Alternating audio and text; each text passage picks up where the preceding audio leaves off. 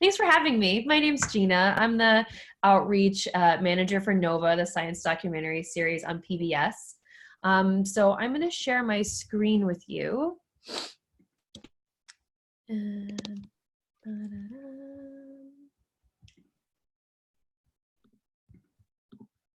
Great. Can you all see my slides okay? Perfect. So in case you're unaware, NOVA is produced by WGBH in Boston, and we're the most watched primetime science series on American television. So in addition to our weekly television broadcast, which by the way, who's seen a NOVA before? Do we have any NOVA fans here? Oh yeah, cool. Yes, that's what we like to see. We extend our award-winning science programming both online and in our classroom. So we're more than just our weekly broadcast on Wednesday. So our education and outreach team, so that consists of myself, our director of education and outreach, as well as a couple other program managers and digital editors. We tailor our editorial content into digital resources for STEM educators and offer a free library of more than 1,500 resources that feature videos, audio segments, lesson plans, and other interactives that are aligned to our teaching standards on PBS Learning Media. So today I'm going to be talking about our most recent education outreach campaign, Polar Extremes, which is a multi-platform project that takes audiences back in time and across the globe to uncover the secrets of Earth's poles. So Polar Extremes is a multi-platform project that brings the field of polar science to life for all kinds of learners through traditional storytelling, as well as experiential and digital learning environments. And the project consists of 3 parts. The first is Polar Extremes, a 2-hour broadcast special that was hosted by Kirk Johnson, the Sant Director of the Smithsonian National Museum of Natural History. The second piece was Antarctic Extremes. It's a 10-part digital series that's hosted by NOVA reporters Caitlin Saks and Arlo Pe, and that you can find on YouTube. And then finally, there's the NOVA Polar Lab, which is a web-based experience that uses 360 videos, interviews with scientists, and mini games in order to teach young people about our science at the poles. I'm going to quickly stop share and then reshare because I realized I didn't click optimize for video. Da-da-da. Great. Okay, so at the center of the Polar Extremes project is Polar Extremes, our 2-hour special, which is hosted by Kirk Johnson. And I'm going to show you the trailer and then I'll talk about it a little bit. Let me know if you can't hear it.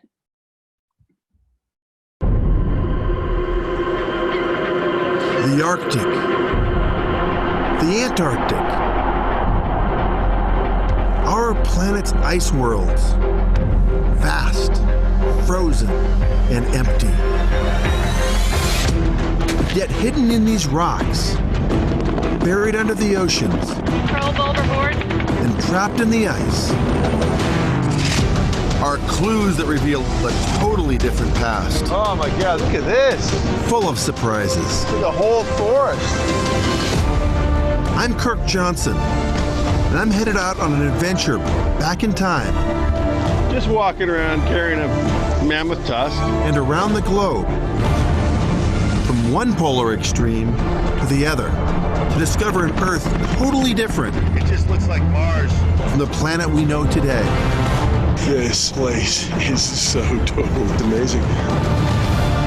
An Arctic that was once a warm, humid swamp. Antarctica, full of dinosaurs. In a time when ice sheets extended from pole to pole, turning Earth into a giant snowball. What powerful forces drove the poles to such extremes? And what does it mean for our planet's future? Find out the true power of ice. This is amazing out here. Polar Extremes on NOVA. Cool. So we found out that Kirk is literally willing to go anywhere as long as he's strapped to a belay, which is great because we threw him in a lot of very precarious situations and he was a real champ about it. So throughout this show, you'll see that Kirk takes us on an epic adventure through time at the polar extremes of our planet. So we follow a strange trail of fossils found in all of the wrong places, like beech trees in Antarctica, hippo-like mammals in the Arctic, as we uncover the bizarre history of the poles, from miles-high ice sheets to warm polar forests teeming with life. So he uses Earth's history written in stone as a cipher to decode what's going on at our polar extremes today and what this could mean for our future. So this show aired on PBS on February 4th of this year, and this content was really geared towards our traditional broadcast audience, so older adults that enjoy a more traditional narrative storytelling experience. So you'll see that it follows our very typical NOVA format, with leading experts in the field telling a story that's very rooted in science and data. It's a very linear story that starts at one piece and ends at a more final conclusion. This show is available to watch online on our website, as well as through the PBS app for audiences that prefer the storytelling style, but have cut the cord or don't have television. Has anyone seen Polar Extremes? Great. Well, now you can, I mean, we have all this quarantine time. It's a great time to watch a 2-hour documentary. So the second piece of this series of the Polar Extremes project is Antarctic Extremes. So this is aimed towards a very different audience, but still trying to get at some similar content. This is a 10-part digital series that discovers what it takes to do science in Earth's most remote natural laboratory in Antarctica. So I'm also going to show the trailer for this series, and as you watch, you'll notice the difference in tone as we try to reach a more younger digital audience. Did you know that Antarctica has a glacier that bleeds red? That ice towers grow out of the flanks of an active volcano. That penguins can actually be really hard to find? Wow! My name is Caitlin Saks. And I'm Arlo Perez. We've come to one of the most extreme environments on Earth, Antarctica.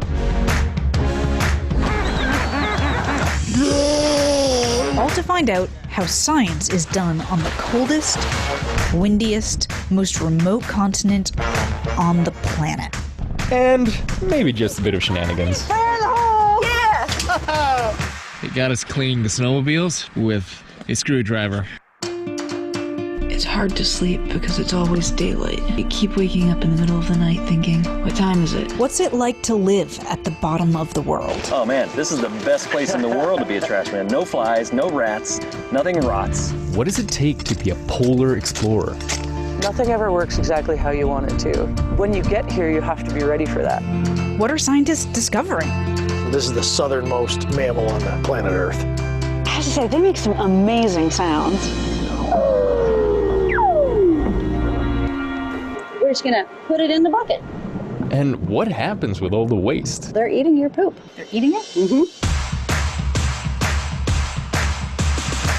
PBS Terra presents Antarctic Extremes, a new digital series from Nova.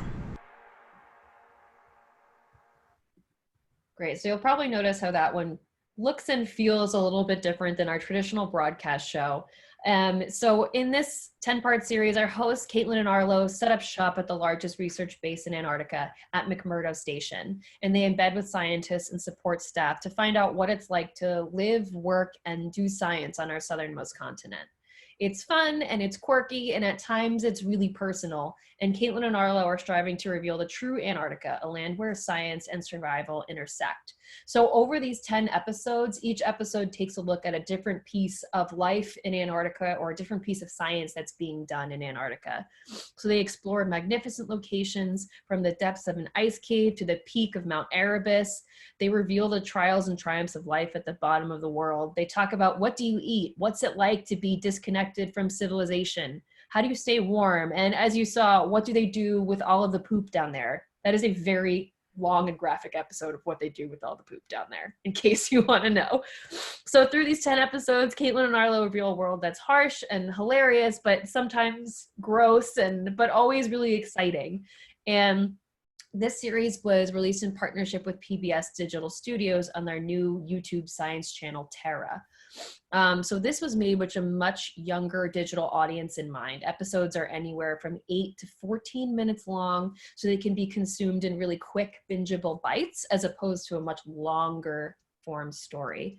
We have two young hosts, Caitlin and Arlo. Arlo's also from Mexico. The first time he saw snow was when he was 16, so being in Antarctica was a really different experience for him.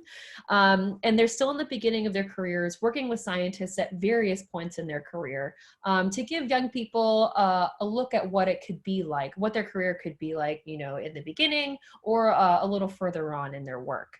So this series tries to integrate more humor and personal stories to resonate with a younger audience that will frequently connect to people and personalities. And then the third part of our project is the Nova Polar Lab, which is much different than the other two pieces of the project, which are much more media heavy. So it's really just inactive, you know, you're consuming that media in an inactive way. So I'm sitting in my, you know, my room or on my phone or just watching a video. So the Polar Lab, our goal was to make the journey, the science and environments from both Antarctic extremes and polar extremes interactive and accessible for middle and high school students. So we surveyed formal and informal science educators across the country to understand how they teach climate change to their students, what major conceptual challenges exist, and which topics their students enjoy learning about the most. We used this survey data as well as playtesting data and next generation science standards for earth science and life science to create the final Polar Lab. So the Polar Lab is part of our Nova Labs platform, which launched in 2012. Nova Labs builds on our expertise in science storytelling to create games and interactives that foster authentic scientific exploration for students and lifelong learners. So I'm going to show you a look at the Polar Lab trailer, and then I'll show you a little bit of gameplay so you can see what the experience is like. You've probably heard something big is happening to our planet.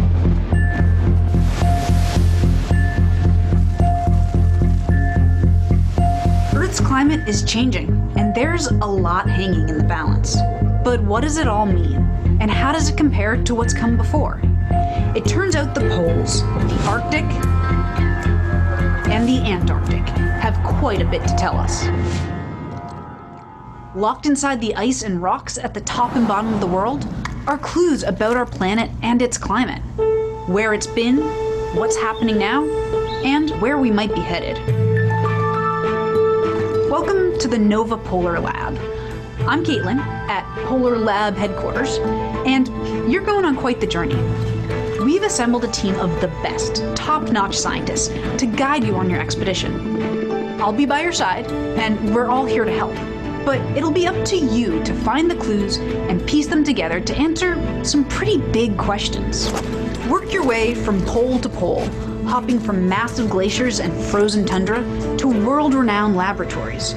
Watch videos, play games, solve puzzles, and earn stickers. Collect enough, and you'll unlock extra goodies. And keep track of your quests here, in your field notebook. Play the Polar Lab, and be part of the team racing to understand our planet.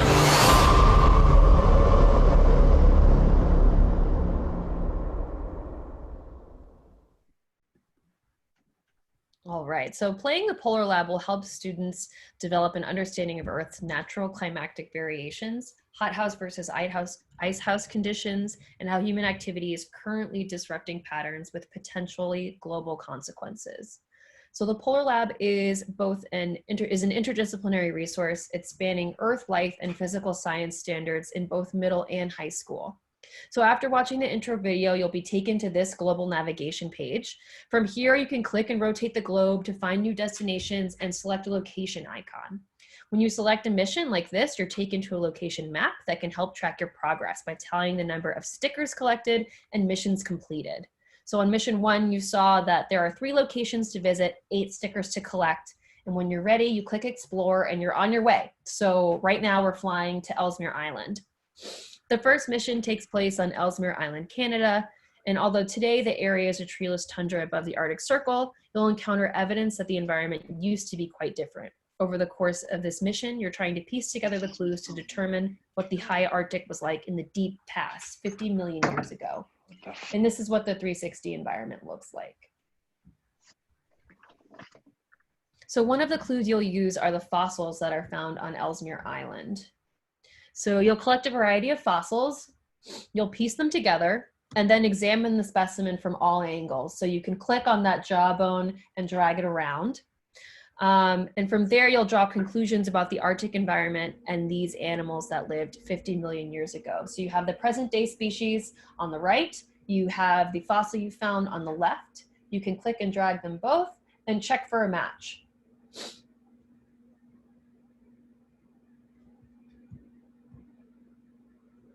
In Mission 2, we visit the National Lacustrine Core facility in Minnesota to take a closer look at mud core sample from the bottom of Lake Elgagetkin in northern Siberia. Counting pollen from different types of plants reveals what grew around in Arctic Siberian lake, and looking at how these pollen percentages have changed over time can reveal how the climate in this area has changed in the more recent past, or in the last million years or so. So you'll see that you're looking under a microscope at this mud core, and you're instructed to count all of the different pollen in your mud core. And as you're counting, you can see the math change in the bottom. And then on the right side as well, you can see the percentages of grass versus trees as well. And that'll continue changing as you add, as you continue to add more pollen. You'll see the final math totals there. And then this is a graph of all of the pollen that you've counted in the mud core so far. So you're thinking about how has this amount changed over time. So if you want to review your findings, everything you've learned and all the data you've collected so far will be found in your notebook, which just popped up here.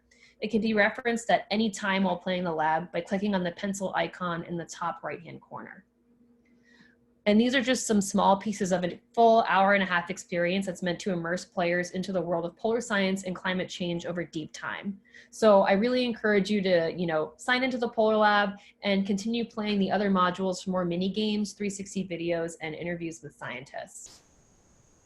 Educators that are interested in using the Polar Lab with their students can access our free lesson plan to emphasize certain content areas through discussions and extension activities. It takes about 3 hours to complete the entire Polar Lab lesson plan with all of the extension activities. And the game and the lesson plan can be found in our larger Polar Extremes collection on PBS Learning Media. So this collection features videos, media galleries, and interactives from all 3 parts of the Polar Extreme project: the show, the digital series, and the lab. Each resource is aligned with next generation science standards and features support materials like teaching tips, discussion questions, and background reading to help integrate the resource into your lesson. This collection is still being updated, so we can continue to check back to the collection over the next few weeks for new resources. Like we just added some new Polar Lab resources, and we have a couple Antarctic Extreme resources coming soon. So in terms of in-person, we just talked about a lot of things that folks can consume, on their own, but we did a lot of education and outreach. We've been doing a lot of in-person and digital events around the film. So in January and February, we held a series of free in-person events at science centers and museums across the country, featuring clips from Polar Extremes and Antarctic Extremes, followed by panel conversations with Kirk, Caitlin, Arlo, Julia Court, the co-executive producer of NOVA and the executive producer of this project, as well as other talent from the film. So we held events at WGBH in Boston, the Natural History Museum of LA County, California Academy of Sciences in San Francisco, at the Smithsonian in Washington, DC. Unfortunately, we had to cancel other scheduled events, so like one at the Fernbank Center in Atlanta and the Denver Museum of Nature and Science in Denver due to COVID-19. So because of that, we've moved to conducting more digital outreach by hosting virtual field trips or opportunities for students to interact with scientists via Facebook and YouTube. These segments are typically hosted by me or another member of the education team and feature a polar scientist discussing their work by showing photos and videos, and in this case, any artifacts or fossils they have on hand. So this is Kirk showing a fossil that he just casually had of a giant sloth. So far, we've hosted 4 Polar Extremes virtual field trips, and they've been viewed more than 30,000 times between Facebook and YouTube. We found that a lot of teachers are looking for more engaging opportunities for their students. You'll see that we have a chat box on the side on both Facebook and YouTube that give up an opportunity for folks to type in their questions, and we try to answer as many questions as possible throughout the field trip. And all of these field trips live on our YouTube channel and can be viewed at any time. So even though some of them have aired a few weeks ago, you can still go to our YouTube channel and show them in your classroom or with your students at any point in time. And we know we can't reach every audience on our own, and it takes a lot of, on the ground grassroots organizations in order to share this message of our Earth's climate history. So we created a community outreach toolkits for museums, science centers, and other science education organizations. This toolkit provides an overview of all parts of the project, as well as a detailed walkthrough for organizing a community screening of the film. It includes a sample discussion questions for a panel or a community forum about the topics explored in the film. It has a social media guide, as well as tips for exploring the Polar Lab. And you can find this outreach toolkit in the Polar Extremes collection on PBS Learning Media. And I just want to state again that all the resources on PBS Learning Media, so the toolkit, the lab, the lesson plan, they're all free and accessible to all educators or anyone that's looking to use this content. So here are all the links to all the items I talked about today. I know it was a lot. The Polar Lab, Polar Extremes, the 2-hour show, Antarctic Extremes, the digital series, the Polar Lab collection, where you'll find all of our educational resources relating to the Polar Lab, and the Polar Extremes collection, which has everything all in one bundle. You can follow Nova Education on Facebook and Twitter for updates on new resources, as well as updates on new virtual field trips. And let us know what you think of the lab and the collection. So with that, my formal presentation is over, so I'll stop sharing my screen. Thanks for listening, and I'll take any questions that you guys may have. Yeah, can you get that last slide for those of us who are only on the phone and send it out to the Clean Network? Yes, absolutely. Great. And can you put the last slide up again for just a second? Yeah, sure. Even take a picture of it. Thank you. Mm-hmm.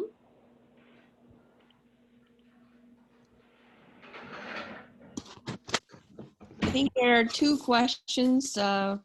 Frank, you have a question, and then James has a question. Do you want to go first?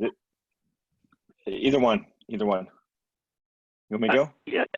Yes, go ahead, Frank. Always. No, always. But no, I mean, I always want to hear your questions. So. Oh, I see. So Gina, thank you very much. This is really exciting to see some of the new work that's coming out of Nova and WGBH. So, a couple things. One is I mean, there's a lot of work that's already in PBS Learning Media. And so one of the challenges we have in the clean process, the clean community, and just the general digital free assets out there is that it's almost like new things come on top of old things. And then, but people are still interacting with the old things and the new things simultaneously.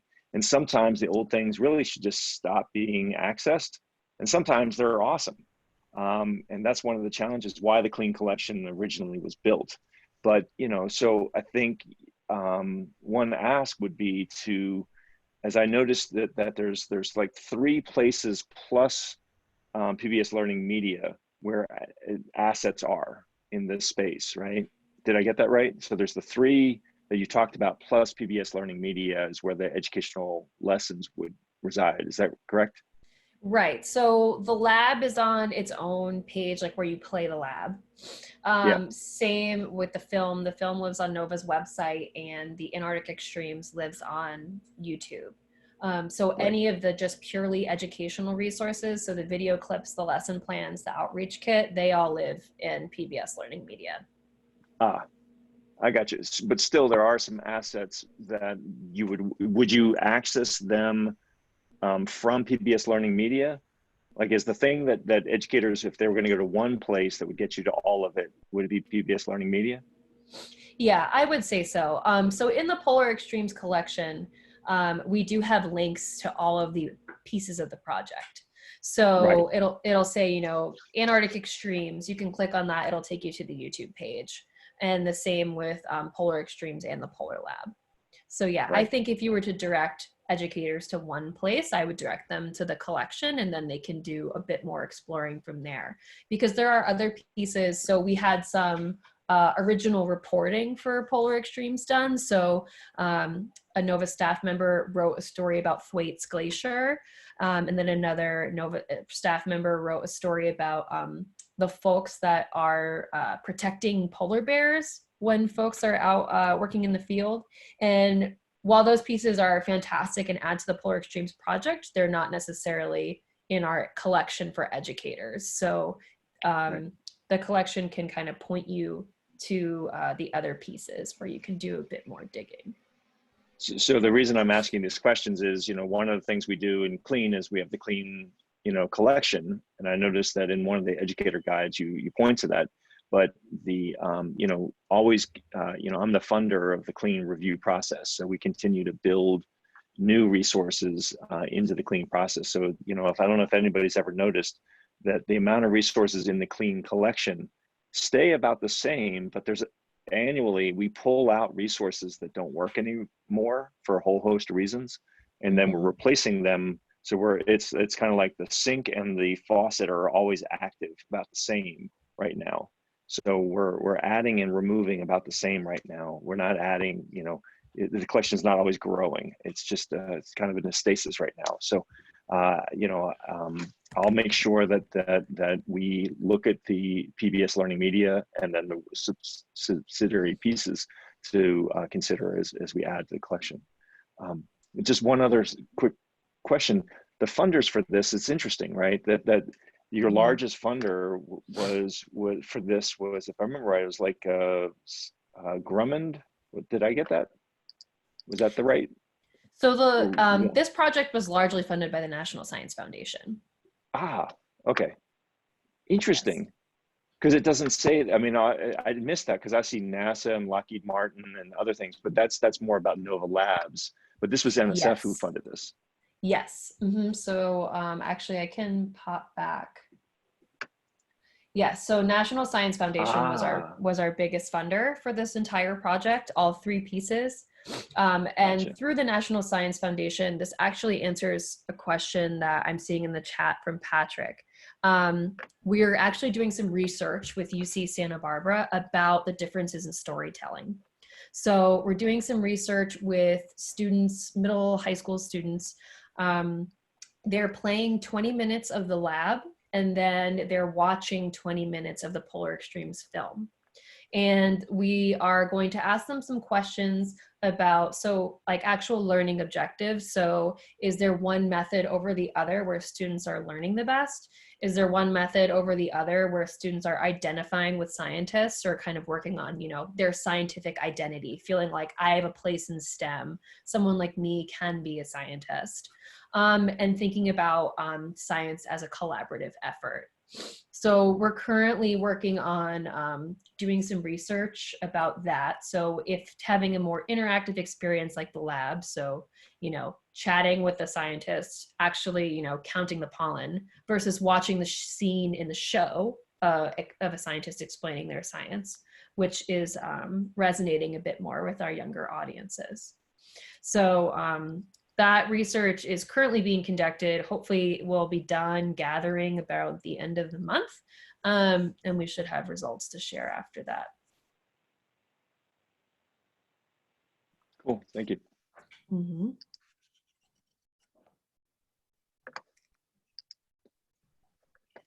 Patrick, did you? Gina, sorry. Okay, if I ask a question, Gina? Sorry, I had myself muted there. Yeah, please. Okay. So let's see. First off, Gina, this is a follow-up question to something that you very graciously answered when you made a posting recently to CLEAN, and I asked a question and you very much answered it. So answered that part. So as a follow-up, but it was along the matter of having young people under say 25, more part of the the NOVA process, or within it. And you've pointed to me like a video that was great about plants, fossils in the Antarctic, and that there's the NOVA Science Studio. So I guess I'm going to say that NOVA is on the ball on this, right? That you're getting, if you want the audience of young people, you want to represent young people. People get a little tired. I mean, there's a whole thing of like people who are not white get a little tired of all the television programs with everybody. Family's a white person, Absolutely. right? I mean, that is an absolute thing, and there goes on that demographic thing. So anyway, you thank you on what you had. What I have is, since NOVA is on the ball on that and doing that, Clean is also a place where it can be a conduit to K-12 schools and to the teachers, but it also can be a place that it can be an access to those students and those teachers who are active, right, who want to do more. And is there something that Clean is, NOVA with the Science Journal and the Science Studio and so on, kind of building a network of students and teachers and schools that you can draw on when you have a subject that they're working on, right? I mean, for instance, some of the schools we have students who are professional level voiceover actors. So, I mean, they could really be a great narrator on part of a video of something, and they already are working on science subjects that you're working on. And they're doing science. They're out among the public teaching it, building that network. Now, I'm not interested in just, hey, can you connect with the students we work with in climate change? I mean, it can be students in another state. It can be on something nothing to do with climate change. But I love NOVA. I've as long as I can remember, I've loved NOVA, and it's wonderful. But I believe it should reach the younger people. That you're showing that science is done by people other than people who are 25 to 60. That there's young people doing that. And finally, maybe the other one I want to get on this is they're doing that, but young people are often the ones who are most active on taking action on climate change. And not necessarily in heavily controversial ways. I mean, you don't have to think, oh my God, now the Koch brothers aren't going to fund us anymore, right? They can be like energy efficiency is one of those subjects that is very meaningful in taking action on climate change, but it doesn't tend to get too much broad black under most administrations, at least, right? I mean, and that's a place where students are very active. One of the things that I think people can feel back, so this would be, I think, fair feedback on NOVA, is it has wonderful programs of people studying the Arctic and so on. But even myself, it's like there's sometimes I feel like, another program we're going to see that the Earth is falling apart. And we're not doing anything about it. And we've got all these scientists up in the Arctic just giving us bad news, right? If that doesn't have any action, if anything we're doing of uplifting things to seeing young people and people doing things, that's what happens, and people will tune out NOVA, and I don't want to see that happen. So young people, if you have those networks, they're actually doing things. They can help give you uplifting programs. So anyway, the question is, does that sound like helping to build that network so you can call on and link up with two students? Because obviously we're not going to be driving your subject matter. When you decide you have a subject, 6 months, 8 months, a year, 2 years out of when you start develop it, you can connect with students who can help part of a program, maybe. Anyway. Yeah, absolutely. I think we would definitely be interested in connecting with young people. And like you mentioned, our Nova Science Studio project is a opportunity for young people to learn about science storytelling and the most effective ways of, telling science stories, starting with, building trust, humanizing scientists, thinking about fact checking and research and thinking about science from different angles. And something that we have talked about a lot at NOVA when telling our climate change story is that we don't want people to, think this is all gloom and doom and, we're just going to, and folks are just going to turn it off and think it's just another climate change show from NOVA. So that's why we tried to take polar extremes from a little bit of a different perspective, thinking about climate change over deep, deep time, thinking about it as an adventure, and also thinking about all the different ways that we're trying to tell this story as well. So it's not just feeling like a lecture of, we're just telling you that this is going to happen and there's nothing we can do about it. But yeah, I think in the long, to get back to thinking about young people, we would definitely love to be connected to young people. We want to highlight them. That's part of the main reason why Caitlin and Arlo were our hosts. And then Caitlin is also featured in the lab. We wanted to be really intentional about featuring a young man of color as well as a young woman early in their careers in a YouTube series that a lot of young people are going to be watching. And NOVA itself, to just think a little bit more about diversity, we have an initiative called Supernova internally, which is our diversity and inclusion working group, where we have databases of scientists, where we're trying to make sure that as many scientists as possible are scientists of color or female scientists, to make sure that everyone that watches a NOVA, whether it's online or on TV, can feel like they are being represented and that they have a place in science, because there are folks that look like them on camera. That's something that's very important to us, and we've been working a lot on over the past few years. Thank you. So I have just a follow-up to that, which is, I really liked what Patrick said about what can you do. And so 5 years ago, we created this Beyond Doom and Gloom, Engage in Climate Solutions. And I just wanted to offer it up as a resource. So if you go to Climate Fixes, like fixing something, climatefixes.org, it takes you to a page where they can practice their democracy skills. They can sign up for alerts about what's going on with policy. Because a lot of the young people feel like, well, you're telling us to conserve in our personal lifestyle, but we got to help change society. So it comes from the Association for the Advancement of Sustainability in Higher Ed. So it's not really political in terms of taking sides, but it connects them to how they can do more. So climatefixes.org takes you to aishi.org/climate solutions. It's just harder to spell. And if it's appropriate, I'm wondering if you could look at sharing a resource like that.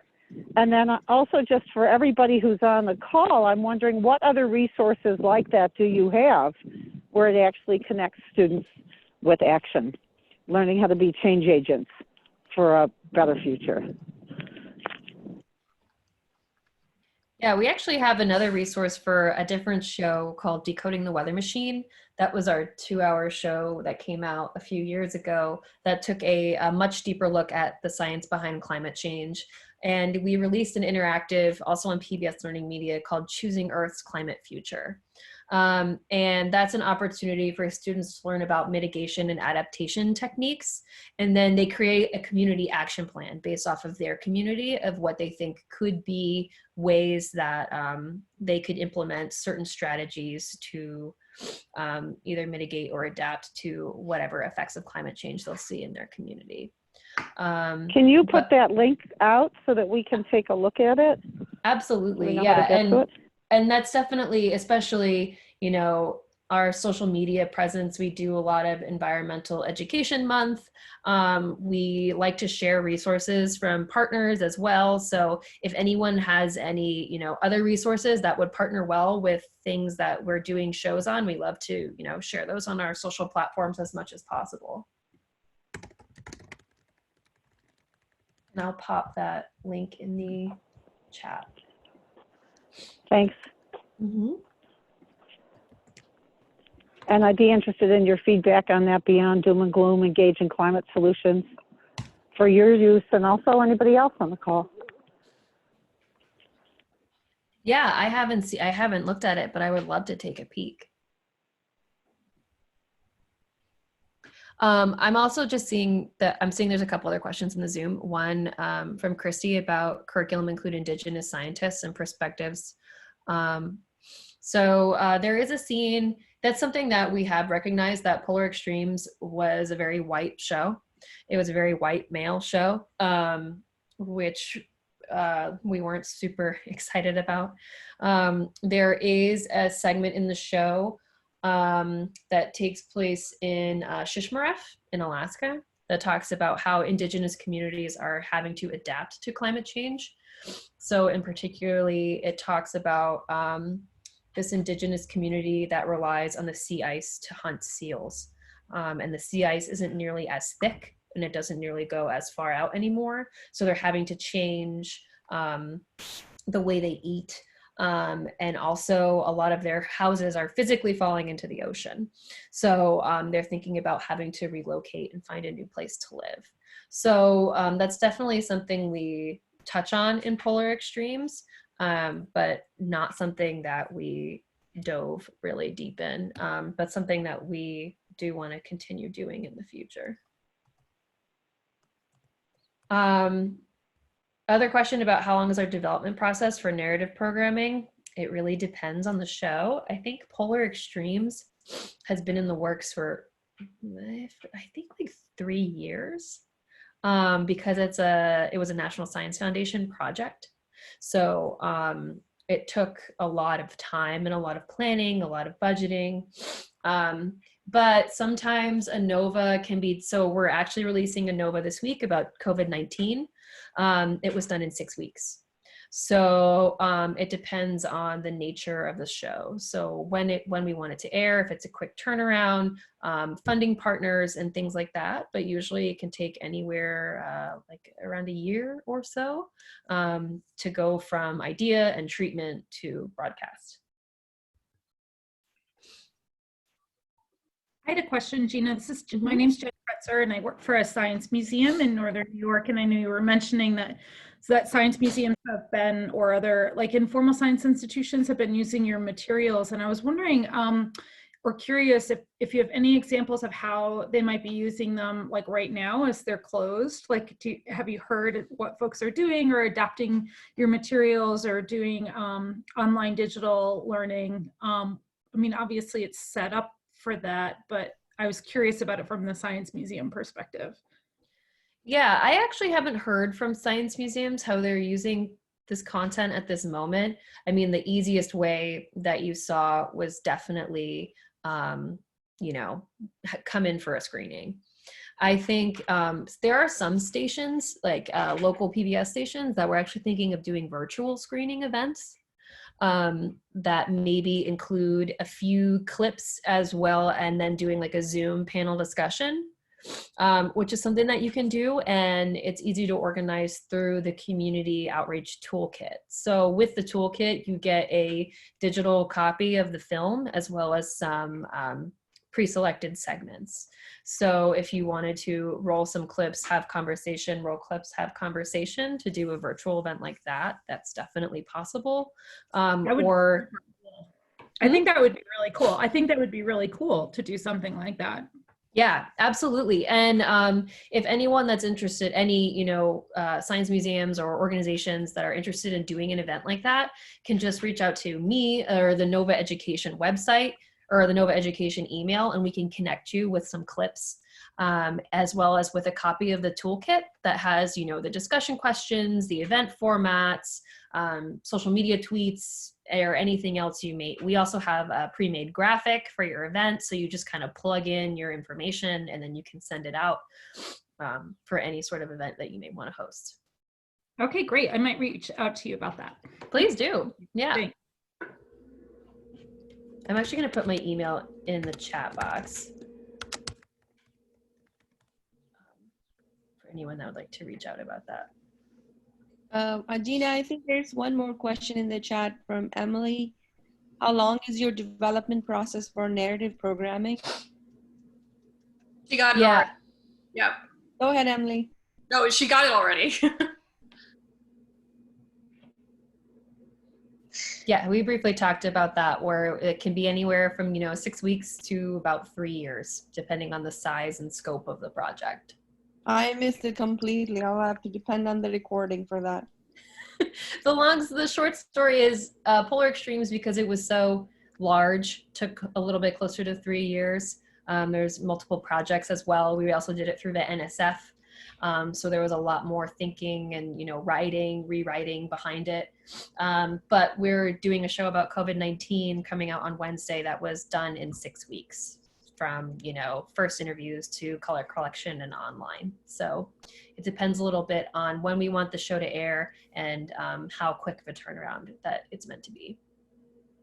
Well, honestly, I was, as I navigate teaching a fourth grader on site here, I was wondering if there could have been a quick access to these videos for our elementary science projects, because the science projects are a little bit harder that I have to navigate with my elementary students here.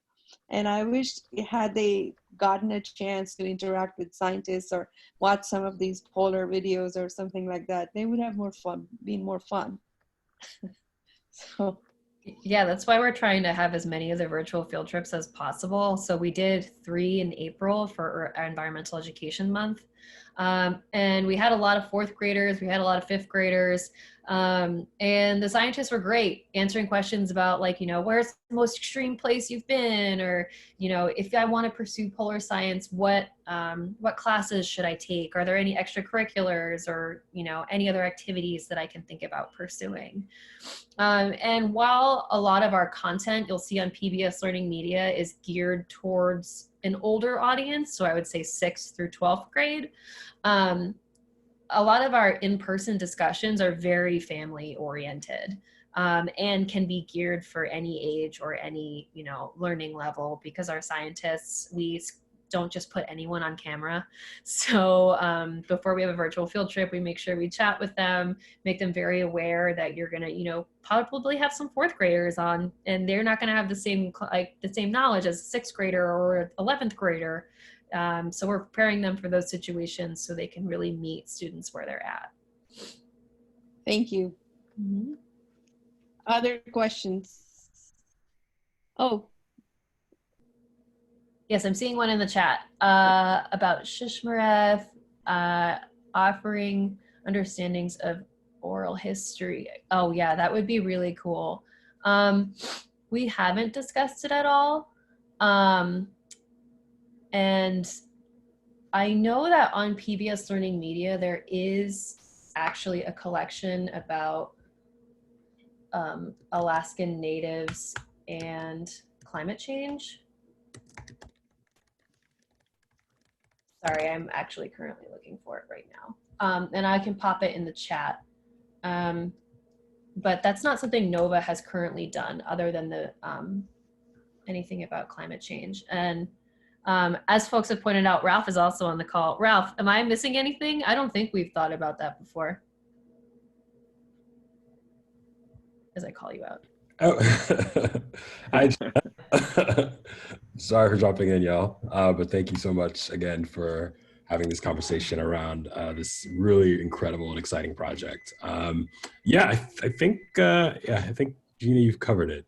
I don't think we have any additional content on that specific topic, but it is something that I think that I know we're definitely personally very invested in NOVA doing a lot more of, with regards to sort of climate narratives around indigenous communities, but just communities on the margin in general that are being sort of disproportionately impacted by the impacts of climate change all across the globe. So something that we haven't done, I think, for this particular project, but we are looking at more opportunities to do that. One thing to mention, there is a project that we are working on in the pipeline for hopefully to come out in a couple of years that's all about sort of climate change solutions and sort of looking at how societies can really integrate these really sort of comprehensive mitigation and adaptation strategies. So that's, it's very much in the early stages of development, but it will be a multi-part series, multi-hour project all around sort of climate change solutions, and particularly focusing on adaptation mitigation strategies. Hey, Ralph, great to have you. Just can I ask one thing? Gina, I was just going to ask this exact question, because what's coming up, right? Because it's easier to collaborate in the development than it is to collaborate on the deployment.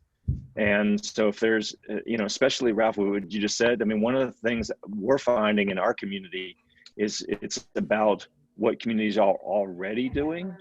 And what they're planning to do to accelerate is really the key part of the story. Mm-hmm. Because one of the things we found is that most people have no idea that we are deep into the implementation of climate solutions because they're invisible.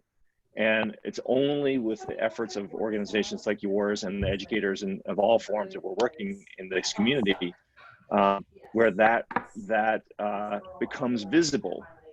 And it is absolutely the case that we are deep in the first phase of implementation of climate solutions. You gotta point a camera at them, you gotta point students at them, and they gotta understand them and look at them. So anyway, just if there's areas for collaboration, on that particular project, we got some of the best leaders in the field here. So if you want to collaborate with us, don't hesitate, please. Absolutely. Thank you for that. Sure. Yeah, and while we were chatting about that, I found the Alaskan Native Perspectives on Earth and Climate collection on PBS Learning Media, and I put that link in the chat box. So please feel free to take a look at that. That's not NOVA content, but still WGBH NSF content. I was trying to be like, oh, it's like video chat.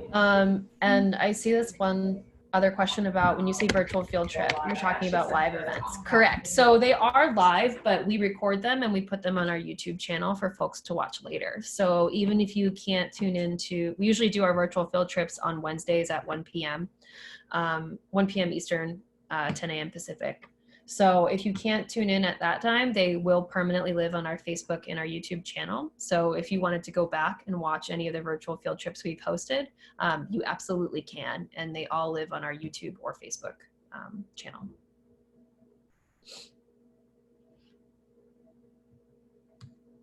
Cool. Any other questions?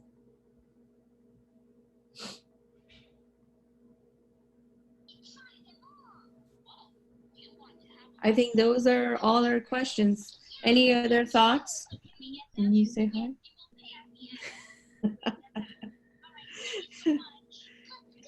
Any other thoughts? That's a great thought right there, Devarty. Huh? That's a great thought right there. You're done. That's definitely a leader in making. Awesome.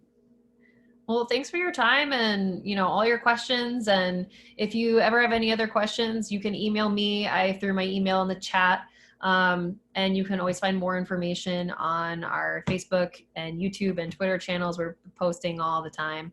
And the NOVA collection on PBS Learning Media. So that's about it. Sounds good. Cool. Thanks, everyone. Gina. Thanks. Thank you, Ralph. Awesome work. Thank you. Thank you all so much.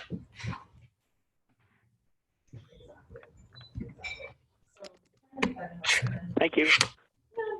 I'm like checking with folks Mother's Day. I talked to your mom. I was